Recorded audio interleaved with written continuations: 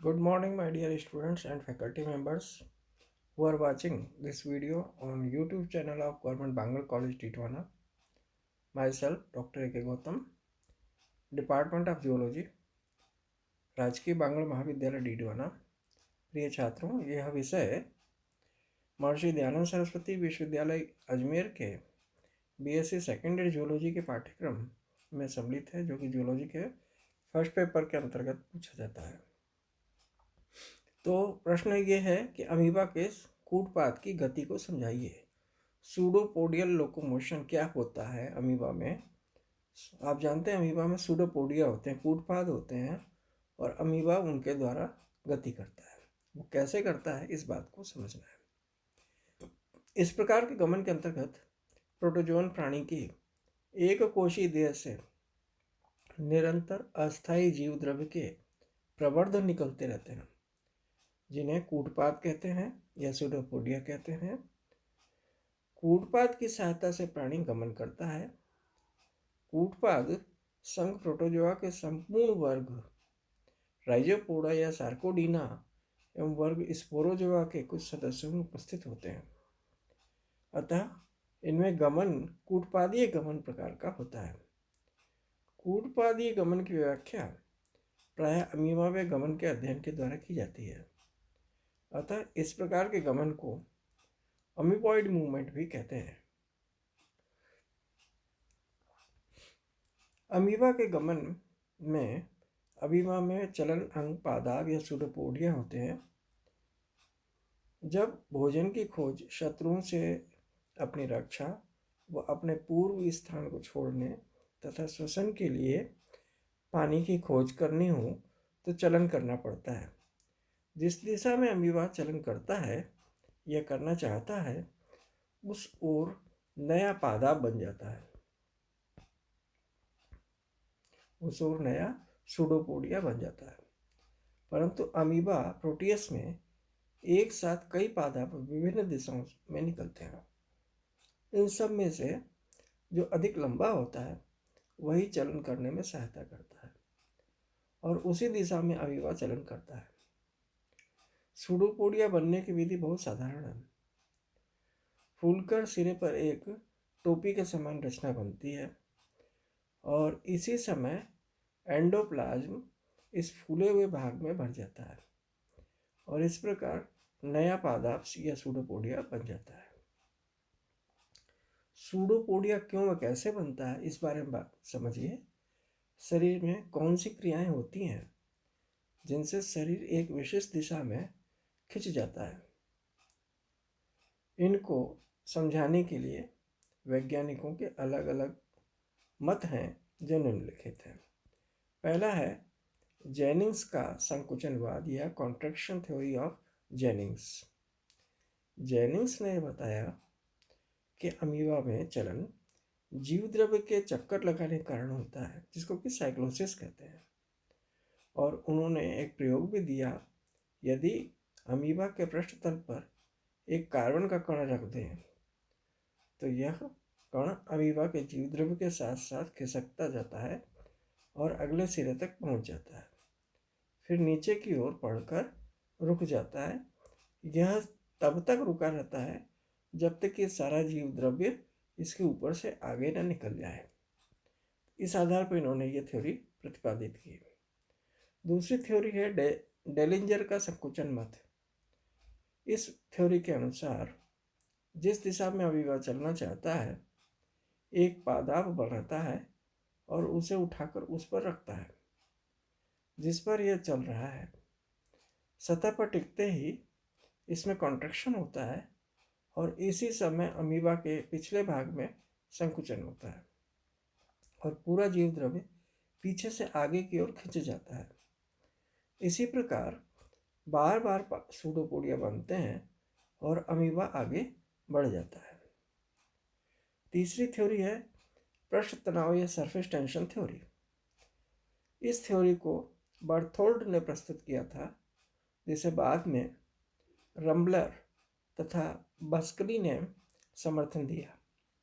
इस मत के अनुसार अमीबा के शरीर के धरातल से किसी भी स्थान पर पृष्ठ तनाव के कम हो जाने के कारण इसी स्थान पर प्रोटोप्लाज्म में जीव द्रव भीतरी दबाव की वजह से सूडोपोडिया के रूप में बाहर निकल जाता है।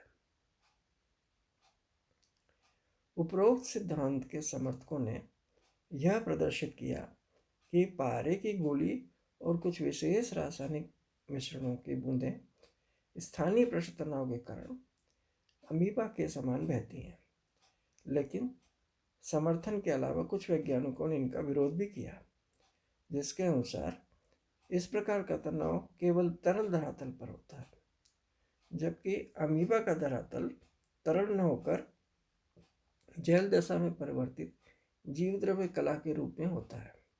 अतः यह मत भी पूर्ण रूप से मान्य नहीं हुआ। फिर इसके बाद चौथी थ्योरी दी गई, मार्ट तथा पेंटिन का सॉल जेल थ्योरी या जेल सॉल थ्योरी। इसके अनुसार सॉल जेल सिद्धांत, जो सर्वप्रथम हाइमन ने 1917 के सन में प्रस्तुत किया 1917 में, और बाद में मास्ट और पेंटिन ने अमीबा के चलन का विस्तार पूर्वक अध्ययन किया। उन्होंने चलन करते हुए अमीबा के शरीर को 4 भागों में बांटा। पहला, जीवद्रव्य कला, जो कि बहुत पतली व लचीली होती है।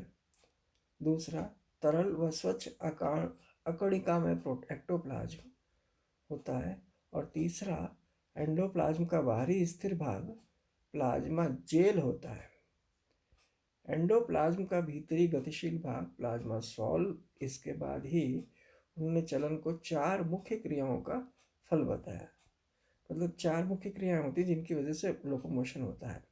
पहला, जिस सतह पर अमीबा चलता है वह उसी पर चिपक जाता है।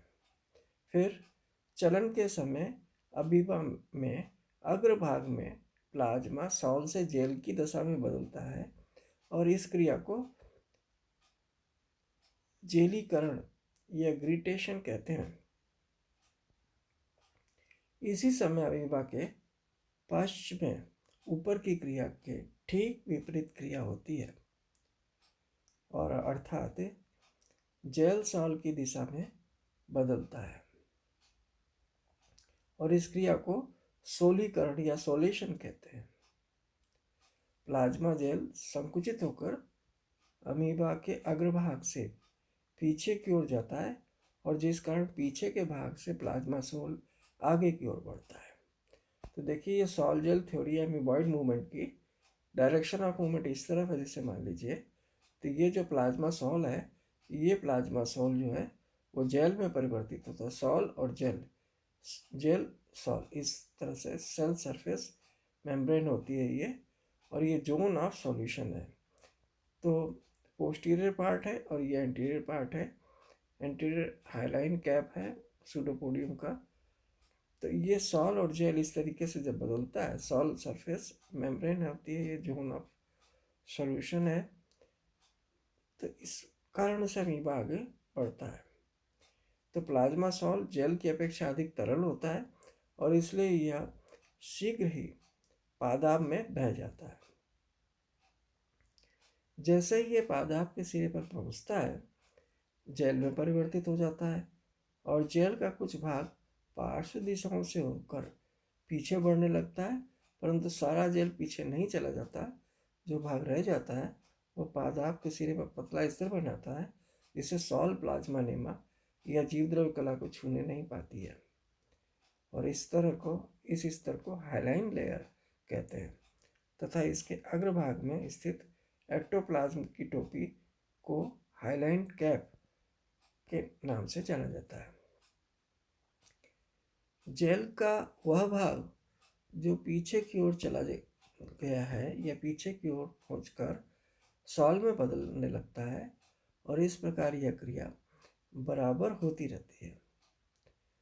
जेल की चलन के विरुद्ध दिशा में संकुचन तथा उसके सॉल दशा में बदलने के कारण सॉल बराबर पादाब की ओर बहता रहता है, और इस प्रकार अमीबा के शरीर में एक या एक से अधिक सूडोपोडिया या पादाब बन जाते हैं, फुटपाथ बन जाते हैं, एक ही समय उत्पन्न हो जाते हैं और लुप्त भी होते रहते हैं।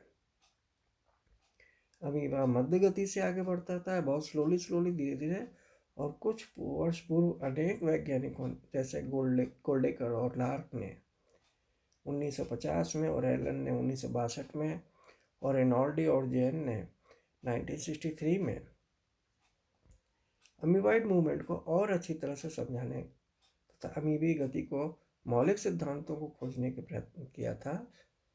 और इन सभी ने मार्श तथा पेंटिन के मत की पुष्टि करते हुए निजी मतों की व्याख्या की है।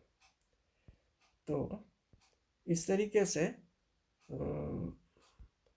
अमीबा में मूवमेंट देखने को मिलता है। बहुत बहुत धन्यवाद सुनने के लिए।